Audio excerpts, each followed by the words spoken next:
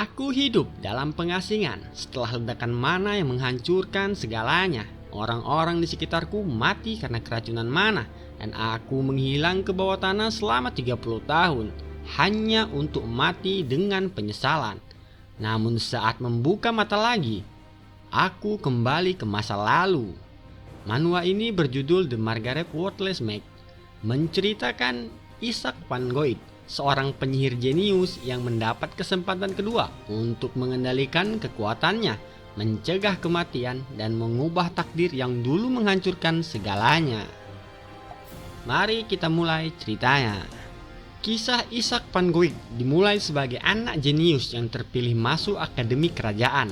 Hidupnya dipenuhi kebanggaan dan kasih sayang keluarga, sampai semuanya runtuh ketika mana miliknya tiba-tiba meledak di luar kendali. Ledakan itu melukai banyak orang, termasuk adiknya sendiri, Jonas. Diliputi rasa bersalah, Isaac memilih mengurung diri dari dunia. Takut keberadaannya hanya akan membawa bencana bagi orang lain. Puluhan tahun berlalu dalam kesendirian. Isaac kehilangan segalanya, bahkan pelayan yang setia menemaninya sampai akhir hayat. Penyesalan menjadi satu-satunya hal yang tersisa. Meski begitu, ia terus meneliti sihir demi menemukan cara mengendalikan kondisinya. Di usia 71 tahun, ia akhirnya berhasil. Namun semuanya sudah terlambat. Jonas mati di pelukannya, dan dunia yang ia kenal sudah hancur. Saat Isaac tenggelam dalam keputusasaan, cahaya misterius muncul di hadapannya. Detik berikutnya, Isaac membuka mata di kamar masa kecilnya. Tubuhnya kembali muda. Saat melihat keluar jendela, ia melihat Jonas masih hidup, tersenyum seolah tragedi itu belum pernah terjadi. Saat itulah Isaac sadar, ini bukan mimpi. Ia benar-benar diberi kesempatan kedua. Di lantai kamarnya, pecahan pas berserakan sementara para pelayan membersihkannya dengan gelisah. Mereka berbisik takut ledakan mana Isaac akan terjadi lagi. Hans mendengar bisikan itu dan langsung marah, tetapi Isaac menghentikannya. Dengan tenang, ia mengakui para pelayan tidak sepenuhnya salah. Isaac bahkan meminta Hans menjaga jarak darinya karena hanya berada di dekatnya saja bisa berbahaya. Namun Hans menolak mundur. Dengan penuh hormat, ia mengatakan bahwa Isaac hanya sedang melalui masa sulit dan perasaannya sebagai pelayan tidak berubah sedikit pun. Kata-kata itu memberi kehangatan sesaat bagi Isaac. Sebelum ingatan masa depan menghantamnya kembali, ia teringat tubuh Hans yang mati di depan pintunya akibat ledakan mana miliknya sendiri. Isaac langsung mengambil keputusan. Jika ini benar-benar kesempatan kedua, maka tragedi itu tidak boleh terulang. Ia mulai bersikap dingin dan memaksa Hans pergi. Baginya, menjauhkan semua orang adalah satu-satunya cara melindungi mereka. Namun sebelum keluar, Hans sempat mengatakan sesuatu yang terasa aneh bagi Isaac. Dalam kehidupan sebelumnya, percakapan ini tidak pernah terjadi. Keraguan mulai muncul sampai Isaac menampar dirinya sendiri untuk memastikan semuanya. Rasa sakit itu membuktikan satu hal, ia benar-benar kembali ke masa lalu. Dengan tekad baru, Isaac mengingat penelitian yang ia temukan selama puluhan tahun. Nenek moyangnya Jack Van Gogh ternyata pernah mengalami kondisi yang sama. Solusinya adalah sebuah runestone khusus yang mampu memperkuat jalur mana tubuh secara paksa. Kondisi Isaac berasal dari aliran mana yang terlalu besar untuk ditahan tubuhnya. Jalur mananya terus hancur karena tekanan, lalu pulih kembali, menciptakan siklus tanpa akhir. Runestone itu bekerja dengan cara brutal. Batu itu sengaja melukai jalur mana berulang kali sampai tubuh dipaksa membentuk saluran baru yang lebih kuat. Menyakitkan, tapi itu satu-satunya harapan. Isaac langsung mencoba metode itu. Api tiba-tiba menyala di tangannya, jauh lebih kuat dibandingkan yang ia ingat. Bahkan dirinya sendiri terkejut melihat besarnya kekuatan itu. Mana miliknya terasa liar dan nyaris lepas kendali. Dengan susah payah, ia menekannya sebelum semuanya meledak. Lingkaran sihir biru muncul di bawah tubuhnya. Energi mulai mengalir deras. Saat menggenggam runestone, Isaac memaksa tubuhnya melangkah lebih jauh. Dan untuk pertama kalinya, metode itu berhasil. Jalur mana dalam tubuhnya mulai berkembang. Yang sebelumnya hanya satu aliran, kini mulai bercabang menjadi banyak. Ishak menyadari tubuhnya sudah mampu menangani beberapa aliran mana sekaligus. Tetapi ia tidak merasa puas. Kekuatan bukan tujuan utamanya. Yang ia cari adalah kestabilan. Selama tubuhnya belum sepenuhnya aman, ia tak bisa membiarkan siapapun berada di dekatnya. Malam pun tiba, dan meski sudah diperingatkan sebelumnya, Hans tetap kembali membawa makanan. Ishak kembali mencoba mengusirnya, tetapi Hans menolak pergi sampai Ishak makan. Tidak punya pilihan lain, Ishak akhirnya menyerah. Saat memakan roti itu, Ishak langsung mengenali rasanya. Itu buatan pengasuh lamanya. Kenangan masa lalu kembali muncul, membuat suasana berubah. Hans lalu memberitahu bahwa putra sang pengasuh sedang sakit parah. Mendengar itu, Ishak langsung terdiam. Perasaan tidak enak mulai muncul dalam dirinya. Karena dalam ingatannya, sesuatu tentang kejadian ini terasa sangat salah. Dulu, wabah mematikan pernah menyebar di desa dan menyerang banyak anak-anak.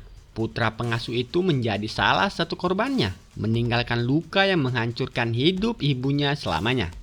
Ishak sadar satu hal, jika tidak bergerak sekarang, tragedi itu akan terulang lagi. Tatapannya langsung tertuju pada makanan di meja. Sebuah kecurigaan pun muncul. Mungkin sumber wabahnya berasal dari sesuatu yang baru dibawa ke desa. Ishak segera memanggil Hans dan mulai menghubungkan semua kejadian yang ia ingat. Pikirannya akhirnya berhenti pada satu hal. Perburuan monster yang baru terjadi belum lama ini. Malam itu, seekor rusa bergerak tenang di tengah hutan gelap sebelum tiba-tiba bola api raksasa menghantam area sekitar. Serangan itu memaksa rusa tersebut melompat panik untuk menyelamatkan diri. Tak jauh dari sana, Ishak berjalan sendirian di dalam hutan sambil terus memikirkan wabah desa. Setelah mencari informasi, ia akhirnya mengetahui detail monster yang pernah diburu di dekat desa, Black Ghost. Menurut saksi, makhluk itu dibawa oleh orang-orang dari menara sihir untuk penelitian. Bentuknya menyerupai laba-laba besar berbulu perak. Ishak langsung mengenalinya, Winter Spider. Kembali ke kamarnya, Ishak memeriksa buku monster dan menemukan fakta mengerikan. Winter Spider berkembang biak dengan sangat cepat dan membawa racun mana yang perlahan menghancurkan tubuh korbannya dari dalam. Gejalanya cocok dengan penyakit yang menyerang anak-anak desa. Tanpa membuang waktu, Ishak kembali ke hutan untuk mengumpulkan tanaman obat. Ia tahu ramuan itu hanya bisa meredakan gejala sementara. Satu-satunya solusi nyata adalah menghancurkan sarang laba-laba itu. Ia sempat mempertimbangkan meminta bantuan keluarganya, tetapi ayahnya sedang berada di benteng perbatasan. Sementara ibunya pergi mencari cara menyembuhkan kondisinya. Tidak ada waktu untuk menunggu. Malam itu juga, Ishak mendatangi rumah pengasuhnya. Wanita itu terkejut melihatnya datang larut malam dengan tubuh lelah dan pakaian kotor. Ishak langsung menyerahkan ramuan yang sudah ia siapkan dan menjelaskan cara menggunakannya. Saat melihat kondisi anak itu secara langsung, kecurigaannya langsung terbukti. Tanda kebiruan di tubuh bocah itu adalah gejala mana poisoning. Meski situasinya mencekam, Ishak tetap tenang. Ia meyakinkan mereka bahwa dirinya datang bukan untuk menghukum siapapun, melainkan untuk menyelamatkan nyawa mereka. Keesokan paginya, Ishak menuju sebuah tambang tua tersembunyi di balik hutan lebat. Tempat itu dipenuhi aura buruk dan rumor orang hilang. Setelah memastikan tambang itu adalah gua batu kapur, Ishak langsung menyimpulkan satu hal. Itu adalah sarang Winter Spider. Sebelum masuk, ia mulai mengumpulkan mana di kedua tangannya. Kini tubuhnya sudah mampu menggunakan beberapa sihir sekaligus. Tetapi ia tahu penggunaan berlebihan tetap bisa menghancurkan tubuhnya kapan saja. Di dalam gua, Ishak menemukan tanaman langka bernama Frosty Nightshade. Tanaman itu berfungsi sebagai anestesi bagi manusia, tetapi mematikan bagi Winter Spider. Ironisnya, kelemahan monster itu justru tumbuh di dalam sarangnya sendiri. Setelah mengumpulkan cukup banyak buah, Ishak melangkah semakin dalam sampai menemukan jurang besar.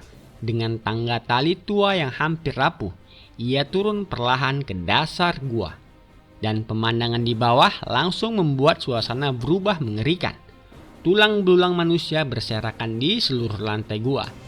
Ishak mengambil salah satu tulang dan memastikan semuanya berasal dari korban yang hilang. Namun sebelum sempat berpikir lebih jauh, serangan tiba-tiba muncul dari kegelapan.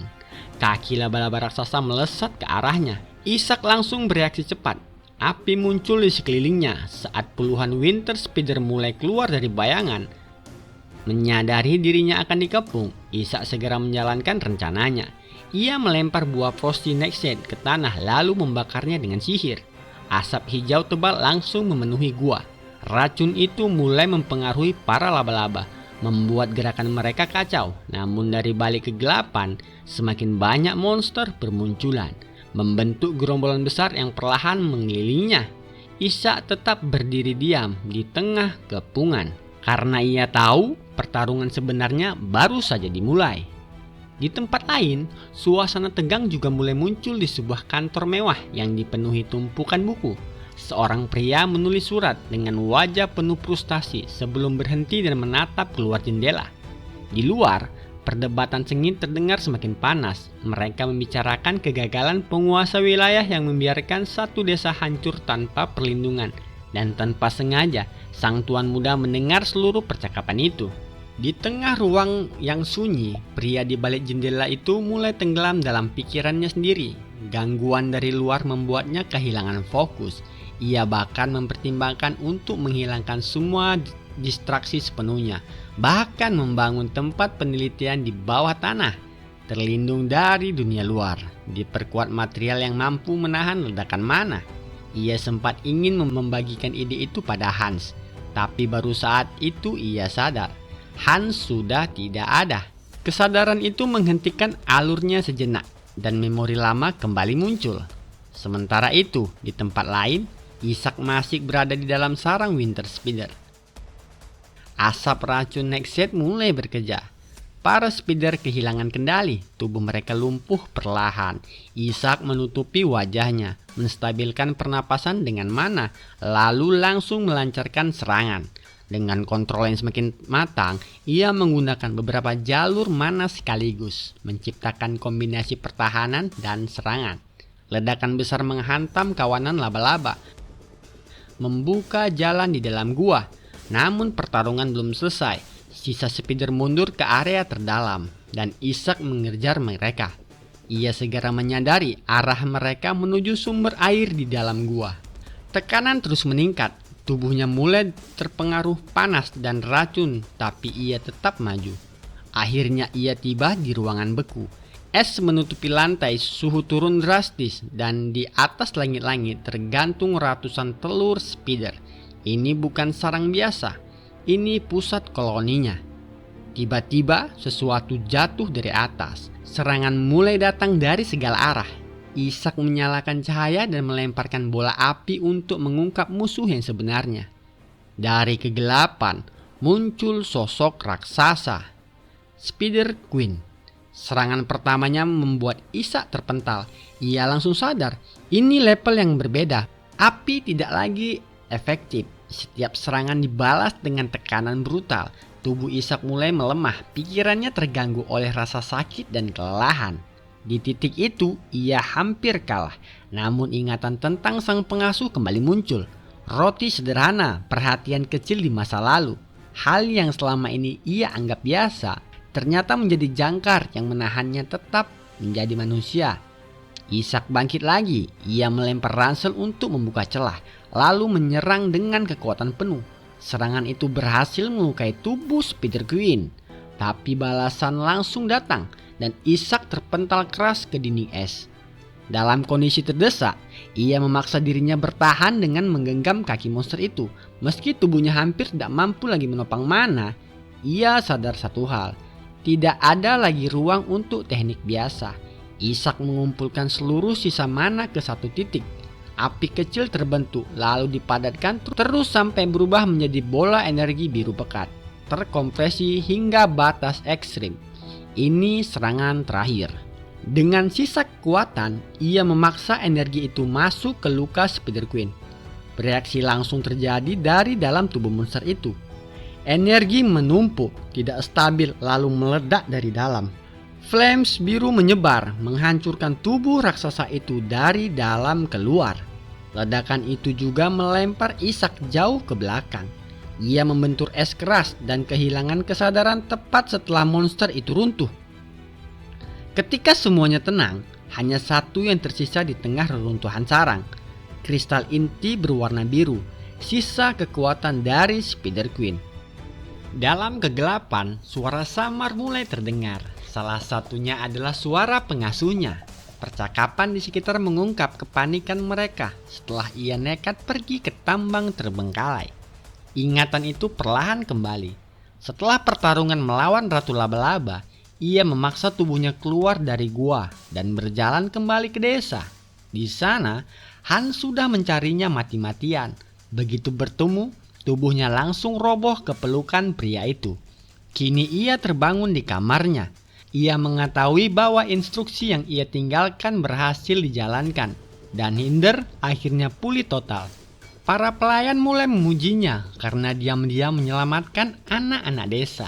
Malu mendengar pujian itu, ia langsung menyembunyikan wajah di balik selimut. Namun ketenangan itu tidak bertahan lama.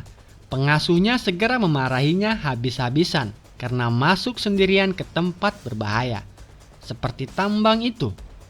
Untuk menghindari kecurigaan, ia berbohong dan mengaku hanya pergi mencari tanaman obat sebelum terjatuh di dalam gua. Ia sengaja menyembunyikan fakta tentang keracunan mana. Jika hal itu diketahui pihak atas, masalah yang jauh lebih besar akan datang. Saat ditanya bagaimana ia tahu soal tanaman-tanaman obat, ia hanya menjawab singkat, dari buku. Tak lama kemudian, pengasuhnya kembali membawa sekeranjang apel dari warga desa. Hadiah sebagai ucapan terima kasih karena telah menyelamatkan anak-anak mereka. Sebagai gantinya, ia meminta apel itu dibuat menjadi selai dan disajikan bersama roti gandum saat ia kembali nanti. Permintaan sederhana itu langsung membuat pengasuhnya hampir menangis. Bahkan sebelum ia pergi, sang pemuda menambahkan satu hal lagi. Pai apel mungkin lebih bagus. Malam berlalu. Salju mulai turun menutupi desa. Seminggu kemudian, tubuh sang pemuda terlihat terus berlatih tanpa henti di halaman rumahnya. Setelah pengalaman brutal di tambang, ia sadar kelemahan terbesar dirinya bukan sihir, tetapi tubuhnya sendiri. Latihan keras itu mulai menunjukkan hasil. Tubuhnya menjadi lebih kuat dan sirkuit mananya meningkat menjadi 4. Memungkinkannya menggunakan beberapa sihir sekaligus. Ia akhirnya memahami hubungan antara stamina fisik dan kekuatan mana. Pertarungan hidup dan mati di gua telah mempercepat pertumbuhannya secara drastis. Kenangan tentang kehidupan lamanya kembali muncul.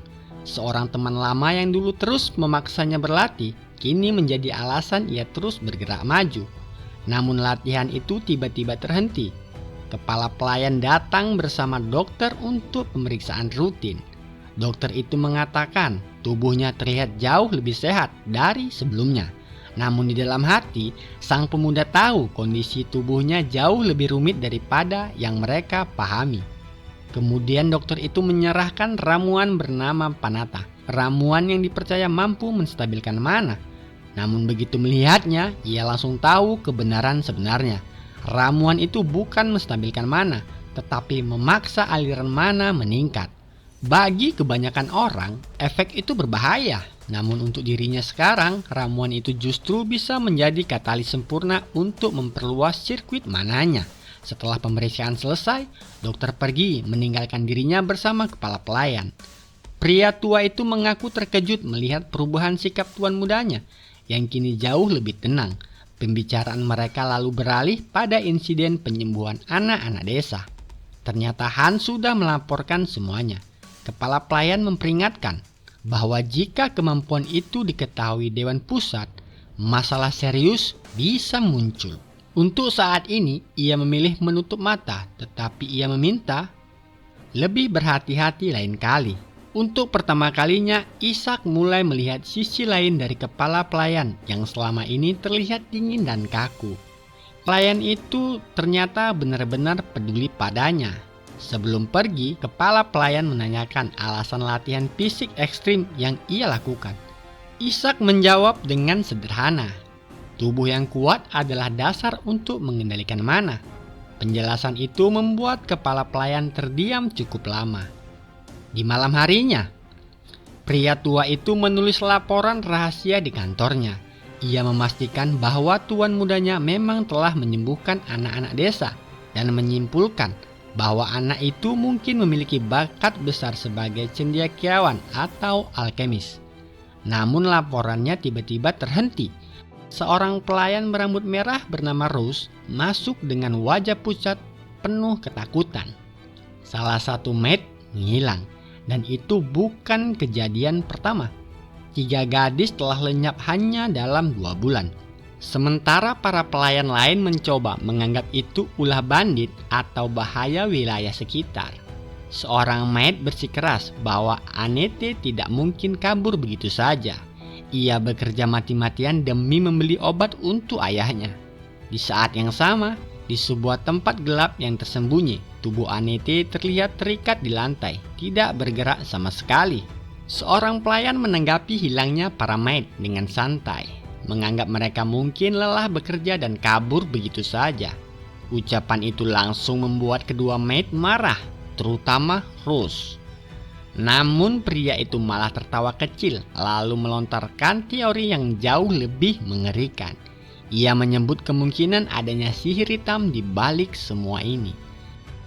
Ia mengingatkan mereka bahwa keluarga tempat mereka bekerja adalah keluarga penyihir besar, lalu menyinggung kondisi putra tertua keluarga yang selama ini lemah dan sakit-sakitan.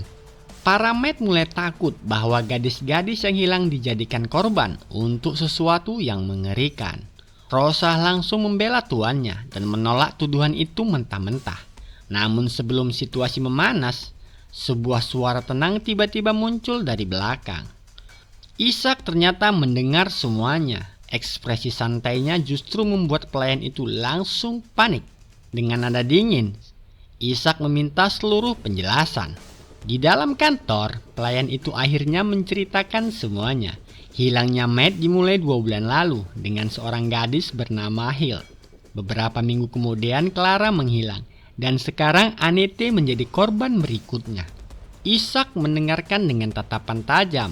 Saat ditanya apakah ia mengetahui penyebabnya, pelayan itu awalnya mengelak. Namun setelah diyakinkan bahwa ia tidak akan dihukum, pria itu akhirnya mengatakan isi pikiran yang sebenarnya.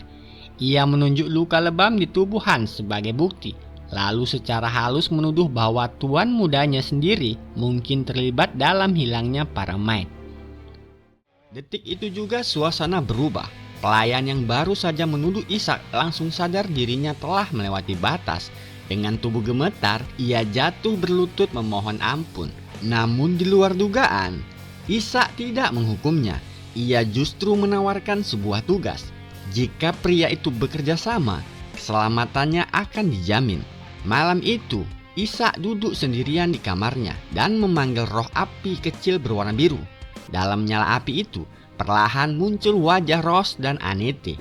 Kenangan lama mulai kembali. Setelah Hans dan pengasuhnya pergi, hidupnya benar-benar hancur. Di masa itu, hanya Rosa dan Anete yang tetap berada di sisinya. Ia teringat pecahan ramuan di lantai, bercampur darahnya sendiri. Dalam kemarahan dan rasa sakit, ia dulu terus mengusir mereka. Namun kedua gadis itu tetap peduli padanya. Salah satunya terus memberinya harapan. Yang lain bahkan menawarkan dirinya untuk tetap menemani tanpa ragu sedikit pun.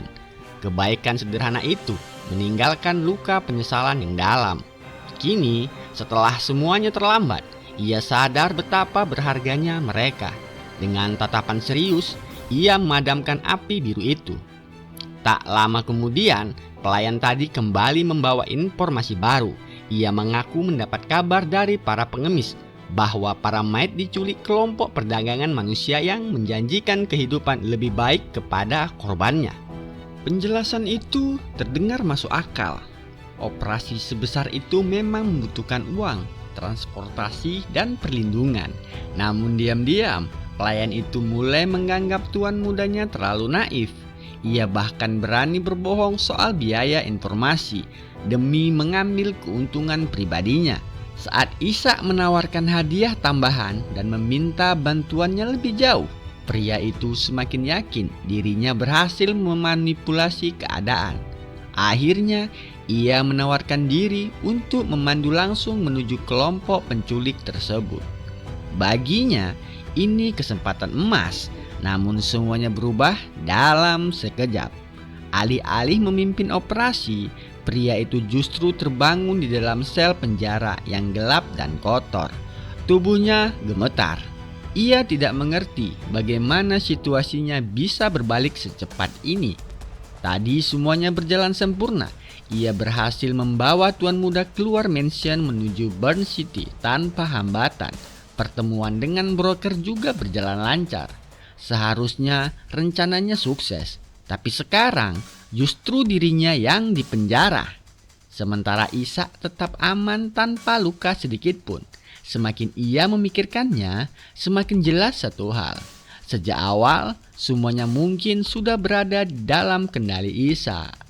Ishak sama sekali tidak diperlakukan seperti tahanan. Sebaliknya, para penculik memperlakukannya dengan hati-hati, seolah ia adalah barang berharga. Sementara Bill dibuang begitu saja ke dalam sel kotor tanpa penjelasan. Tidak jauh dari sana, Ishak berdiri santai sambil memperhatikan sebuah batu aneh bercahaya biru. Fokusnya sepenuhnya tertuju pada benda itu, mencoba memahami cara kerjanya dan apakah mana diperlukan untuk mengaktifkannya. Melihat sikap Ishak yang terlalu tenang, Bill akhirnya panik.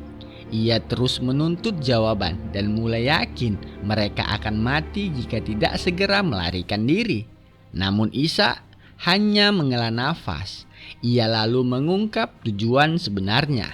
Ia datang untuk menemukan para mayat yang hilang. Bill menganggap itu mustahil. Mustahil keluar dari sel seperti ini. Namun detik berikutnya, Ishak mengangkat tangannya dan menghancurkan jeruji besi dengan mudahnya. Bill langsung membeku. Ia akhirnya sadar bahwa anak di depannya jauh lebih mengerikan dari yang ia bayangkan. Rasa takut membuat Bill langsung berubah sikap.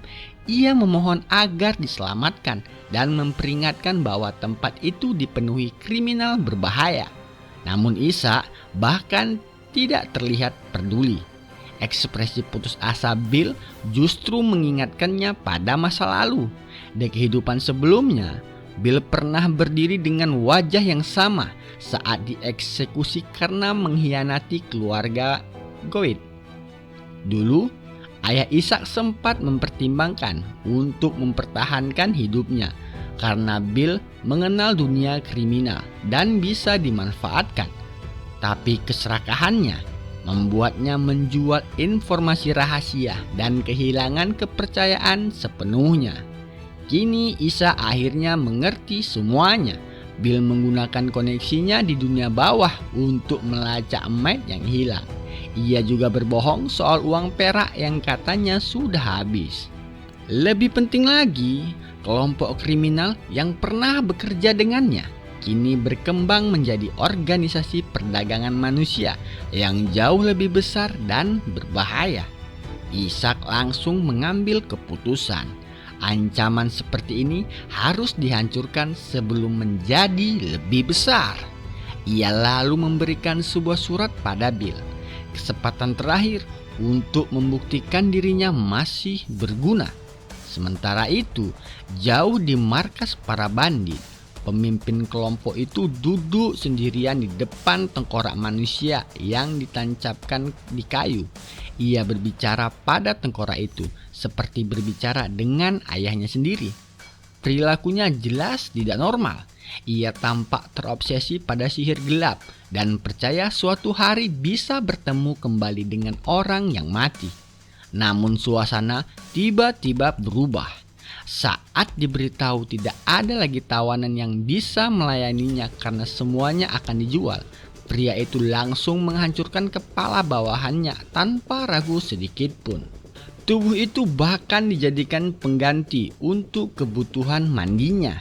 Para bandit lain langsung gemetar ketakutan. Mereka bahkan mulai berpikir lebih aman mengorbankan para tawanan daripada mempertaruhkan nyawanya sendiri. Namun di tengah kepanikan itu, suara aneh mulai terdengar dari lorong markas. Dua bandit mendekat perlahan, lalu sesuatu menggelinding ke kaki mereka. Sebuah kepala manusia, dan itu adalah kepala pemimpin mereka sendiri. Kepanikan langsung meledak. Potongannya terlalu bersih, tidak ada yang mengerti apa yang baru saja terjadi. Lalu dari balik kegelapan, Bill muncul sambil memegang pisau berlumuran darah.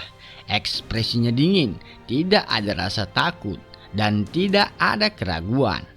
Bill mulai melampiaskan amarahnya dan menyalahkan Ishak atas semua yang terjadi.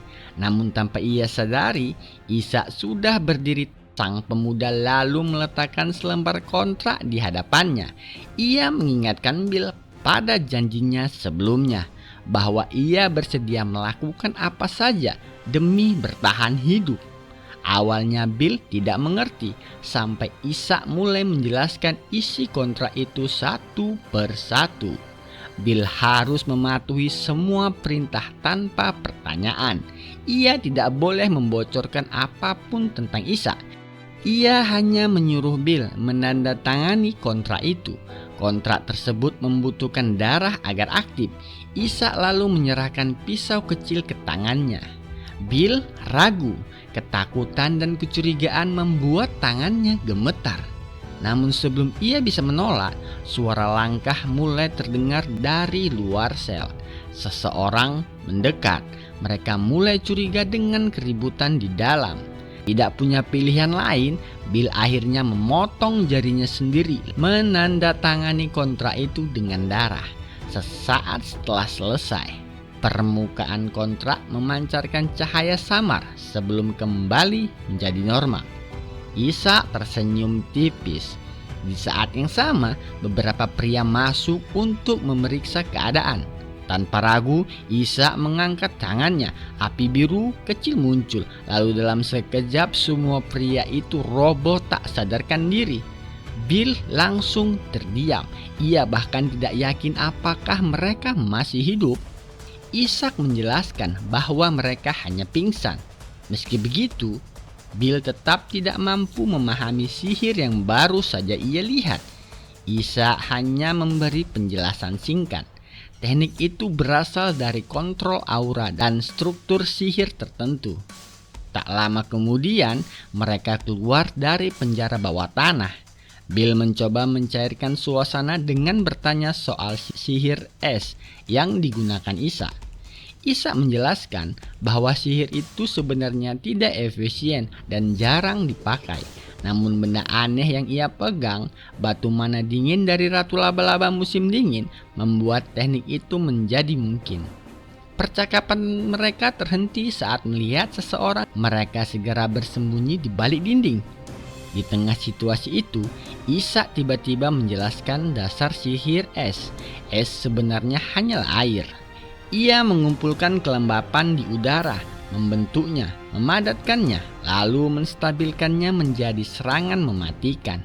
Sebuah energi berbentuk air muncul di tangannya sebagai contoh, namun tidak ada waktu untuk teori. Seorang bandit mulai menyadari keberadaan mereka. Dalam sekejap, Ishak membentuk bola energi biru pekat lalu menembakkannya langsung. Serangan itu melesat dengan kecepatan luar biasa dan bandit itu langsung tumbang. Bill kembali terdiam melihat hasilnya. Ishak lalu menjelaskan bahwa teknik itu sebenarnya bukan untuk pertarungan langsung, tapi karena sifat sihir es yang langka, kebanyakan orang tidak akan memahami penyebab kematiannya. Setelah es mencair, hampir tidak ada bukti yang tersisa. Penjelasan itu membuat Bill semakin ngeri. Ia bahkan mulai menyarankan agar semua musuh di tempat itu dibunuh sekalian. Namun sebelum Ishak menjawab, dua bandit lain datang setelah mendengar keributan. Bill mengatakan bahwa membunuh mereka tidak akan mengubah apapun karena masih ada banyak orang lain. Ishak sama sekali tidak menanggapi. Ia langsung menyerang. Kedua pria itu roboh tak sadarkan diri dalam satu serangan. Bill akhirnya memberanikan diri dan berkata ia akan menangani musuh terakhir. Namun saat melihat siapa yang berdiri di depan mereka, tubuhnya langsung membeku. Pemimpin bandit itu sendiri. Aura pria itu sangat mengerikan. Bill langsung panik karena tahu reputasinya sebagai monster brutal dengan kekuatan fisik luar biasa. Tapi Ishak justru terlihat santai. Baginya, bertemu pemimpin itu sekarang hanya menghemat waktu. Ia langsung membentuk proyektil es tajam dan menembakkannya ke mata pria tersebut. Namun pemimpin bandit itu bereaksi sangat cepat. Ia bahkan mampu menahan serangan itu dengan tangan kosong. Bill hampir tidak percaya dengan kekuatan monster itu. Sementara Ishak langsung menyimpulkan satu hal. Pria ini kemungkinan memiliki darah suku utara. Pemimpin bandit itu maju perlahan sambil memandang Ishak dan Bill seperti barang dagangan. Tekanan yang ia keluarkan membuat Bill benar-benar hancur ketakutan. Pria itu sama sekali mengabaikan Ishak dan langsung mencoba menangkap Bill. Bill menutup matanya dengan putus asa. Namun detik berikutnya, pemimpin bandit itu tertembus serangan es. Serangannya terlalu cepat, tidak ada waktu untuk bereaksi. Saat pria itu menahan serangan pertama Ishak, celah kecil muncul dan Ishak langsung memanfaatkan tanpa ragu. Darah menyembur dari mulut sang pemimpin sebelum tubuhnya roboh tak bernyawa. Bill hanya bisa terdiam. Ia bahkan belum memahami apa yang baru saja terjadi. Lalu Ishak memanggilnya kembali ke kenyataan. Dengan nada tenang, ia mengatakan satu hal. Mulai sekarang, tempat ini menjadi milikmu, Bill. Tidak perlu penjelasan tambahan. Bill langsung mengerti maksudnya. Masih gemetar, ia menggenggam pisaunya, lalu berlari masuk ke dalam markas bandit. Sementara Ishak tetap berdiri di belakang, mengawasi semuanya dalam diam. Ishak menutup matanya perlahan. Pada akhirnya, manusia akan melakukan hal-hal yang dulu mereka pikir tidak akan pernah dilakukan. Pikirannya kembali pada Annette. Dulu, Maid itu pernah mengatakan bahwa hidup terkadang memaksa seseorang memilih di antara dua jalan yang sama-sama menyakitkan. Saat itu Ishak tenggelam dalam rasa bersalah dan keputusasaan. Kini ia sadar, semua tindakannya sekarang adalah jawaban dari kata-kata Annette di masa lalu. Dan ternyata Annette sendiri menyimpan luka yang jauh lebih dalam akibat kehilangan Clara. Lamunannya terputus ketika Bill memanggilnya. Salah satu maid yang hilang akhirnya ditemukan. Beberapa waktu kemudian, para maid yang berhasil diselamatkan dibawa pergi menggunakan kereta. Salah satu dari mereka perlahan sadar dan mulai menyadari bahwa mimpi buruk itu akhirnya berakhir. Cerita lalu mundur ke masa sebelum semua tragedi itu terjadi. Saat itu Clara, Hilda, dan Annette sedang menjahit bersama seperti hari biasa. Di tengah suasana santai, Clara tiba-tiba membicarakan rumor tentang bangsawan dari selatan yang mencari wanita dari luar wilayah untuk dijadikan pasangan. Awalnya terdengar seperti candaan, namun Hilda justru terlihat tertarik. Clara hanya mengungkap bahwa ia sudah menemukan seseorang yang bisa diam-diam membawa mereka ke selatan. Namun Annette langsung menolaknya. Ia tidak bisa meninggalkan ayahnya yang sakit. Setelah itu, Ishak mulai mendengarkan cerita langsung dari Annette tentang hari sebelum Clara dan Hilda menghilang. Semakin ia mendengar, semakin jelas bahwa semua ini memang bukan sekedar kabur biasa. Ishak lalu bertanya satu hal penting. Jika semua Maid diculik, bagaimana Anete bisa selamat?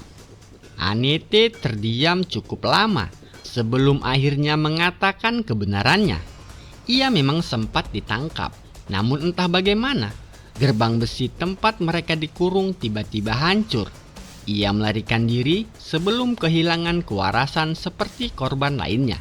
Sebelum dirinya berubah dan mulai menyakiti teman-temannya sendiri. Mendengar itu, ekspresi Ishak sedikit melunak. Ia tahu Anete sedang memaksa dirinya mengingat trauma yang sangat buruk. Namun Anete ternyata masih mengingat detail lain.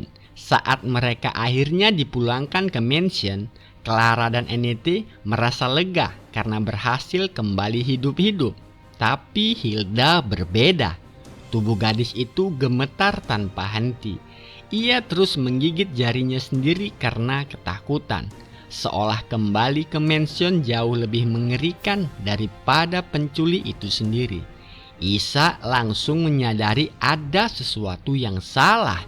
Dan rasa takut Hilda jelas bukan takut hukuman biasa.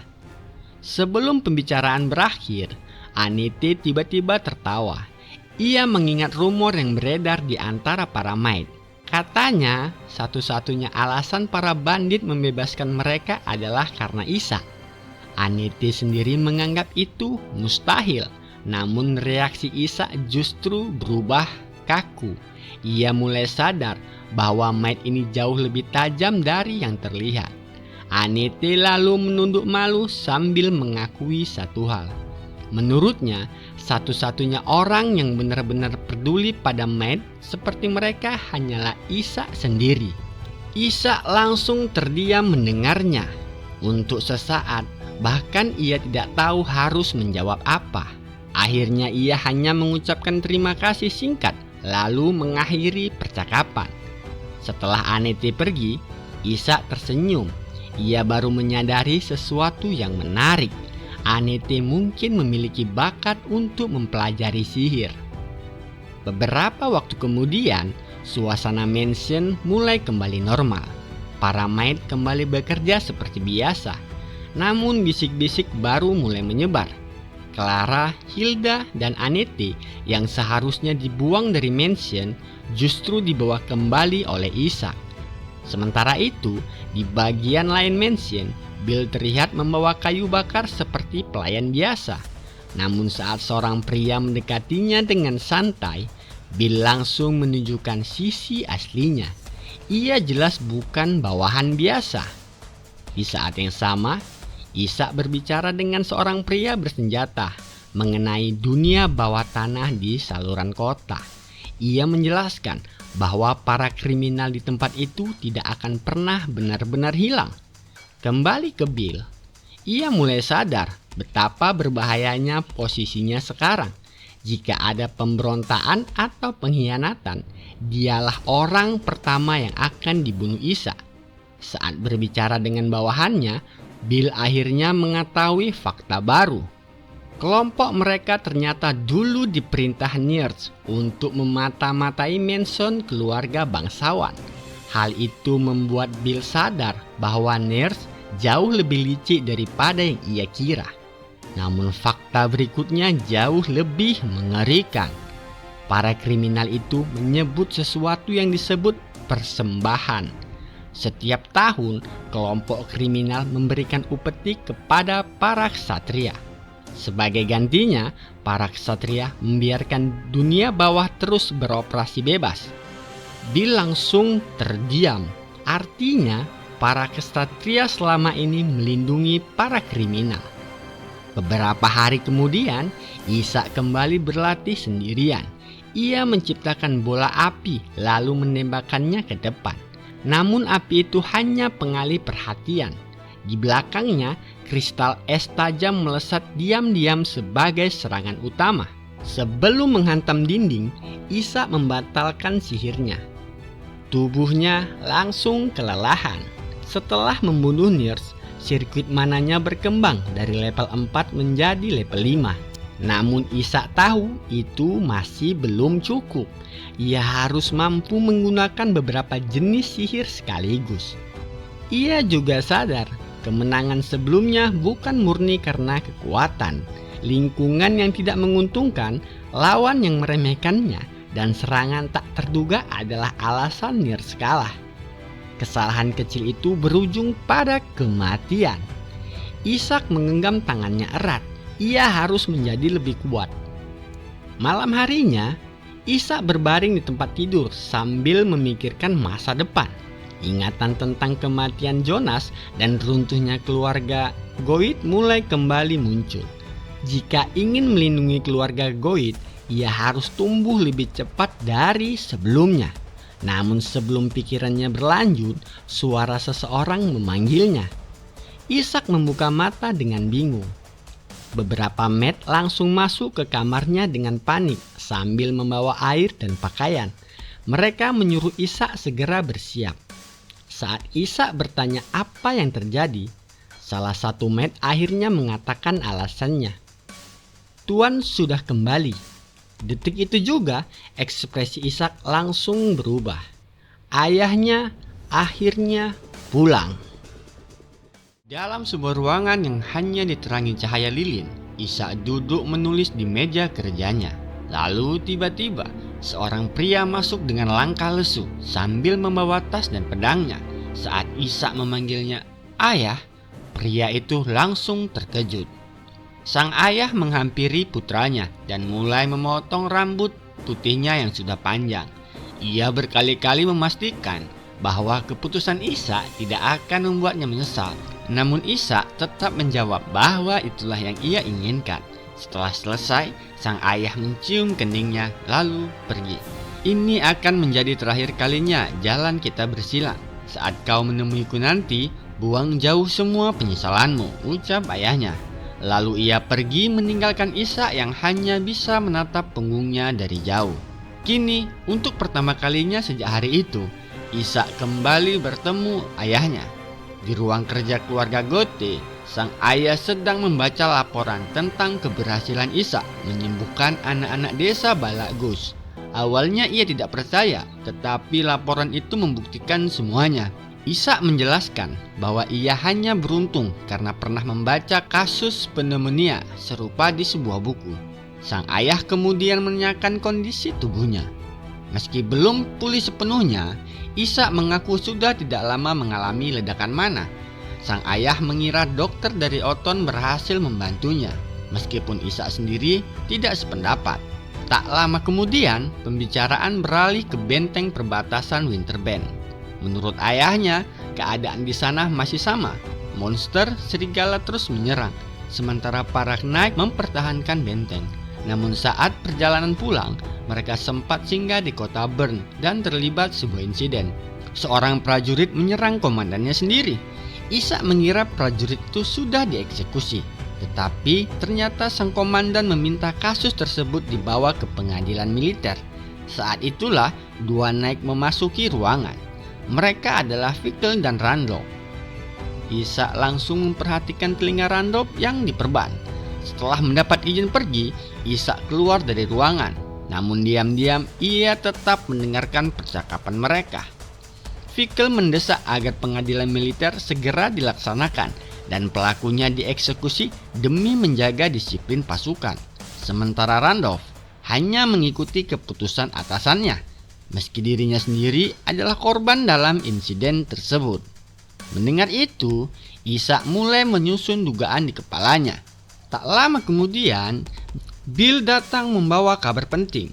Di tempat yang sepi, Bill mengungkapkan informasi dari anak buah Nirs. Perdagangan budak di saluran pembuangan ternyata masih berlangsung. Beberapa Knight Winterbend bahkan menerima suap untuk menutup mata. Yang lebih mengejutkan, salah satu anak buah Nirs baru saja ditemukan tewas di dekat pintu masuk saluran pembuangan. Seluruh jarinya dipotong, kecuali jari kelingking. Bill langsung mengeluarkan potongan jari yang ditemukan di samping tempat tidurnya.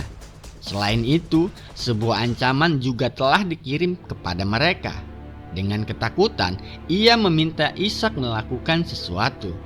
Ishak bertanya, apakah ada saksi? Menurut saksi, semuanya terjadi dalam sekejap. Pelakunya menggunakan pedang yang memancarkan cahaya, lalu menghabisi korban dalam satu serangan. Satu-satunya ciri yang diingat adalah perban yang melilit kepala pelaku. Ishak langsung menghubungkan seluruh kejadian itu. Ayahnya baru saja pulang bersama 2 Night Winter Band. Mereka juga sempat singgah di kota Bern, lokasi tempat perdagangan budak itu berlangsung. Deskripsi pelakunya pun sangat cocok dengan para Night Winter Band. Ishak menggertakkan giginya. Jika dugaan ini benar, maka para Night itu bukan lagi perisai kerajaan. Mereka adalah penyakit yang harus diberantas. Tanpa membuang waktu, Ishak segera menuju ruang bawah tanah. Ia ingin menemui tahanan hukuman mati yang dipenjara karena pemberontakan. Ishak turun ke ruang bawah tanah dengan satu tujuan. Ia ingin memastikan apakah para Night Winter Band benar-benar memiliki hubungan dengan Nirse. Jika ada seseorang yang mungkin mengetahui kebenaran itu, maka orang tersebut adalah tahanan yang dipenjara karena membangkang terhadap para Night. Di balik jeruji besi, seorang pria duduk dengan kepala tertunduk. Tanpa membuang waktu, Ishak langsung bertanya, "Apa kau mengenal organisasi bernama Nirse?" Pria itu perlahan mengangkat kepala. Entah kenapa, wajahnya terasa sangat familiar bagi Ishak. Ishak melanjutkan pertanyaannya, "Apa hubungan antara selokan itu dan komandan kompi Winterband?"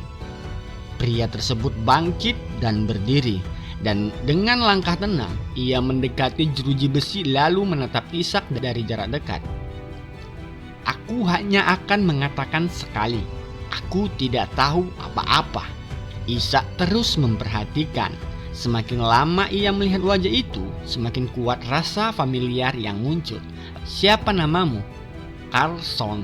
Mendengar jawaban itu, Ishak justru tersenyum. Sekarang ia ingat. "Kyle," ucapnya. Pria itu langsung terkejut. Di kehidupan sebelumnya, Ishak mengenal nama Kyle saat perang saudara mengguncang kerajaan. Perang itu bermula dari perebutan tahta yang berakhir dengan pengkhianatan pangeran kedua. Sang pangeran membelot ke pihak kekaisaran dan menyebabkan pembantaian besar dalam upacara suksesi. Ketika kerajaan akhirnya jatuh, berbagai kelompok perlawanan mulai bermunculan. Salah satu pemimpin pemberontakan paling terkenal adalah seorang pria bernama Kyle. Pria yang saat ini berdiri di hadapannya. Ishak mengetahui sosok itu dari sebuah buku yang membahas para kriminal dan pemberontak paling terkenal di benua. Dari semua kisah dalam buku tersebut, bab tentang Kyle adalah yang paling menarik. Seorang jenius yang kelak dikenal sebagai Swordmaster ke-7 di benua. Dan setelah melihatnya secara langsung, Ishak memahami alasannya. Mana yang dimiliki Kyle jauh melampaui orang biasa. Ishak bahkan tidak bisa membayangkan seberapa kuat pria ini nantinya jika bakatnya berkembang sepenuhnya. Melihat Ishak yang tersenyum tanpa penjelasan, kemarahan Kyle semakin memuncak. Namun Ishak kembali melontarkan kalimat yang membuatnya terkejut. "Aku juga tahu kau putra Casson." Wajah Kyle langsung pucat. "Siapa sebenarnya kau?" tanyanya. Ishak memasukkan satu tangan ke dalam saku. "Kau bahkan tidak mengenali putra sulung keluarga Gothe, padahal kau pernah bertugas di Winterband." Kyle menatapnya tajam. "Bagaimana kau bisa mengetahui semua itu? Atau kau datang untuk membunuhku?" Ishak terkekeh pelan. "Kau terlalu percaya diri. Aku tidak punya urusan dengan putra seorang tentara bayaran yang menghilang lebih dari 10 tahun. Kyle terus menatapnya, seolah masih mencoba memastikan bahwa anak di hadapannya benar-benar Ishak Gothe. Namun Ishak tidak tertarik membahas hal lain. "Aku hanya ingin tahu satu hal. Kenapa Komandan Kompi Winterband terlibat dalam perdagangan budak?" Untuk pertama kalinya ekspresi Kyle berubah. Kemarahan di matanya memudar dan digantikan kesedihan yang sulit dijelaskan. Kyle membalikkan badan dan berjalan kembali ke sudut sel. "Jika kau benar-benar Tuan Muda Gothe, maka itu justru alasan yang lebih kuat bagiku untuk tidak menjawab." Ishak menghela napas. Reaksi itu sudah cukup menjadi jawaban. Kyle tahu sesuatu, dan sesuatu itu kemungkinan besar berkaitan dengan para Night Winterband. Ishak mencoba satu kali lagi. Komandan Kompi bisa saja menuduhmu bekerja sama dengan Nirс. Jika itu terjadi, kau akan menjadi buronan kerajaan dan kehilangan kesempatan untuk membalas dendam. Namun Kyle tetap diam. Isa akhirnya menyerah. Kyle bukan tipe orang yang mudah dipancing atau dimanipulasi seperti Bill. Jika ia memilih diam, maka tidak ada yang bisa memaksanya bicara. Berarti Isa harus mencari cara lain. Ia akan memancing mereka keluar sendiri. Malam itu, langit dipenuhi bintang. Air menetes dari langit-langit lorong bawah tanah saat dua pria berjubah berjalan menyusuri saluran pembuangan. Wajah mereka tertutup bayangan tudung. Sepanjang perjalanan, mereka tidak menemukan satupun anggota Nirс. Keadaan yang terlalu sepi justru membuat mereka semakin waspada. Langkah keduanya akhirnya berhenti di depan ruang penyimpanan yang biasanya dipenuhi budak. Namun tidak ada apapun. Pria yang berjalan di depan menggerutu kesal. Pembayaran suap mereka ditahan, lalu mereka diminta datang ke tempat ini jika terjadi masalah. Semua ini terasa seperti permainan yang sengaja dibuat Nirs. Saat ia hendak membuka pintu berikutnya, pintu itu justru terbuka lebih dulu dari dalam. Refleks, tangannya langsung menggenggam gagang pedang. Seorang pelayan berdiri di sana dengan tubuh gemetar. Kalian dipersilahkan masuk. Kedua pria itu saling pandang sebelum memasuki ruangan. Pedang mereka tetap berada dalam genggaman. Ruangan itu hanya diterangi sebatang lilin. Di tengah ruangan, seorang anak laki-laki duduk dengan tenang, seolah sudah menunggu kedatangan mereka sejak lama. Salah satu pria berkata, "Apakah ini pemimpin baru Nirs? Kebenaran macam apa yang membuat seseorang memanggil mereka tanpa salam atau pengawalan?" Ishak perlahan berdiri dari kursinya, lalu menatap kedua tamunya. "Apa aku boleh menanyakan satu hal?" Suara anak kecil itu membuat keduanya terkejut. Ishak melangkah maju. "Kenapa kalian melakukan itu?" Salah satu pria langsung mengenali wajah itu. Tanpa ragu, ia segera berlutut. Bahkan ia menarik rekannya untuk ikut berlutut. "Senang bertemu lagi, Sir Pickle, Sir Randolph." Senyum tipis muncul di wajah Ishak. "Apa kalian mau minum?" Kedua anak itu terdiam. Keringat dingin mengalir di wajah mereka. Mereka tidak pernah menyangka orang yang memanggil mereka malam ini adalah Ishak Gote.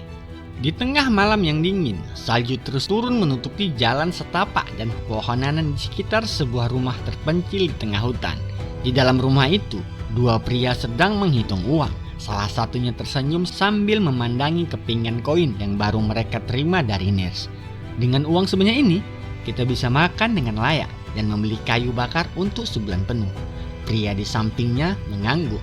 "Bahkan masih cukup untuk membeli pedang baru dan menyisakan uang saku." Ia mengambil beberapa keping koin dan menyerahkannya kepada rekannya. "Berhenti!" Suara tegas itu langsung membuat keduanya membeku. Seorang pria baru saja memasuki ruangan. "Apa yang sedang kalian bicarakan?" Di tempat lain, Ishak duduk di meja makan dengan secangkir teh hangat. Di seberangnya, Pickle dan Randolph duduk dengan kepala tertunduk. Mereka akhirnya menceritakan semuanya. Ishak kini memahami bagaimana semuanya bermula. Menurutnya, ayahnya memang seorang pemimpin yang hebat, tetapi bukan orang yang fleksibel. Sang Margaret adalah perisai yang menjaga wilayah utara, tidak lebih dan tidak kurang. Sementara itu, para prajurit Winterband harus menghadapi kenyataan yang jauh lebih kejam. Persediaan terus menipis, pasokan terlambat datang, dan orang-orang terus mati. Karena itu, Pickle dan Randolph mulai menerima uang dari para bandit untuk menutupi kekurangan kebutuhan benteng. "Benar," kata Pickle. Ia terlihat sedikit lega. Setidaknya Ishak memahami keadaan mereka. Namun Ishak justru menutup mata dan terdiam cukup lama. Ketika akhirnya ia membuka mata kembali, tatapannya berubah. "Sir Pickle, Sir Randolph." Keduanya mengangkat kepala. "Kalian layak dihukum mati." Ruangan langsung membeku. Pickle tidak percaya dengan apa yang baru saja didengarnya. Sementara Randolph hanya menundukkan kepala lebih dalam. Menurut Ishak, keputusan ayahnya pun tidak akan berbeda. Jika semua ini sampai ke pengadilan militer, hukuman mati adalah akhir yang paling mungkin bagi mereka. Fickle berdiri, kemarahan yang selama ini ia tahan akhirnya meluap. Ia merasa Ishak masih belum memahami apa yang sebenarnya terjadi di Winterbend. Namun beberapa saat kemudian ia menyadari sesuatu. Ishak mengerti, justru karena mengerti ia menjatuhkan penilaian itu. Fickle menarik nafas panjang lalu mulai menceritakan kenyataan yang mereka hadapi. Tentang prajurit yang kelaparan, tentang dingin yang membekukan tulang, tentang rekan-rekan mereka yang tewas karena terpaksa bertarung menggunakan pedang yang sudah tumpul. Kau tidak mengerti bagaimana rasanya berada di sana. Tidak, Ishak memotong ucapannya. Kau memang punya banyak alasan. Ishak berdiri dari kursinya. Tapi jelaskan satu hal padaku. Tatapannya menajam. Kenapa warga sipil ikut diculik? Fickle terdiam. Itu dilakukan Nurse. Lalu apa bedanya kalian dengan mereka? Suasana kembali sunyi. Fickle mengepalkan tangannya erat-erat. Ia mulai menyadari bahwa sejak awal ia salah berharap. Anak di hadapannya tidak akan pernah membenarkan tindakan mereka, apapun alasannya. Ia menoleh ke arah Randolph, namun rekannya itu masih diam. Sejak awal pertemuan, Randolph hampir tidak mengatakan apa-apa. Kemarahan Fickle akhirnya mencapai batasnya. Bangun, kita masih punya Tuan Muda Jonas. Akan lebih baik jika bom waktu seperti dia disingkirkan sekarang juga. Randolph langsung berdiri. Fickle, apa kau sudah gila? Ia menghantam meja hingga cangkir teh bergetar. Namun Fickle sudah mencabut pedangnya. Ishak tetap duduk tenang. Tatapannya tidak sedikit pun berubah. Sesaat kemudian aura yang keluar dari tubuhnya menekan seluruh ruangan. Tubuh Fickle langsung membeku. Tangannya masih menggenggam pegang, tetapi ia tidak mampu bergerak. Randolph menatap pemandangan itu dengan cemas. Situasi sudah jauh melenceng dari yang mereka harapkan. Ishak menatap Fickle tanpa emosi. Awalnya mungkin semua ini dilakukan demi Gothe. Namun apa yang kalian lakukan sekarang masih bisa disebut demi Gothe? Pertanyaan itu menghantam lebih keras daripada ancaman apapun. Komandan Kompi Fickle. Suara Randolph memecah keheningan. Dulu kau pernah berkata bahwa kau adalah pedang dan aku adalah perisai. Randolph perlahan mencabut pedangnya. Tapi Carlson mengatakan sesuatu yang tidak bisa kulupakan. Sebuah pedang yang mampu memotong apapun adalah mahakarya. Tetapi ketika pedang itu mulai mengikuti kehendaknya sendiri, ia berubah menjadi pedang iblis. Fickle terkejut. Apa yang sedang kau lakukan? Randolph tidak menjawab. Ia langsung menyerang. Pertarungan berlangsung singkat. Lalu Fickle jatuh kalah. Ruangan kembali sunyi. Randolph berdiri di hadapan Ishak. Kali ini tidak ada lagi yang ia sembunyikan. Awalnya mereka memang berniat membungkam Carlson setelah mengetahui rahasia mereka. Mereka hanya ingin memberinya sedikit pelajaran. Namun yang terjadi justru sebaliknya. Carlson mengalahkan mereka dengan mudah. Bahkan telinga Randolph terpotong dalam pertarungan itu. Padahal Carlson memiliki kesempatan untuk membunuh mereka. Namun ia tidak melakukannya. Ia hanya meninggalkan satu pesan. Bahwa Randolph seharusnya membuka telinganya untuk mendengar kebenaran. Bahkan saat ditangkap, Carlson tidak melakukan perlawanan sedikitpun. Ishak mendengarkan semuanya tanpa menyela. Lalu ia mengajukan satu pertanyaan. Jadi, kau ingin menghentikan eksekusi Carlson karena rasa bersalah? Randolph terdiam. Tangannya bergetar di belakang punggung. Ia memikirkan keluarganya, karirnya, dan semua konsekuensi yang akan menimpa mereka jika kebenaran ini terbongkar. Untuk pertama kalinya, ia benar-benar menghadapi dosa yang selama ini ia abaikan. Melihat keraguannya, Ishak akhirnya membuka suara. Si Randolph. Randolph perlahan mengangkat kepala. Bagaimana jika ada cara lain untuk menebus dosa-dosamu? Mata Randolph langsung dipenuhi kebingungan. Ia tidak mengerti apa yang sedang direncanakan Ishak. Dan begitulah akhir dari part kali ini. Kalau kalian menikmati konten yang kami bawakan, jangan lupa tinggalkan like dan dukung channel ini. Terima kasih banyak sudah menonton sampai akhir. Dan sampai jumpa lagi di video berikutnya.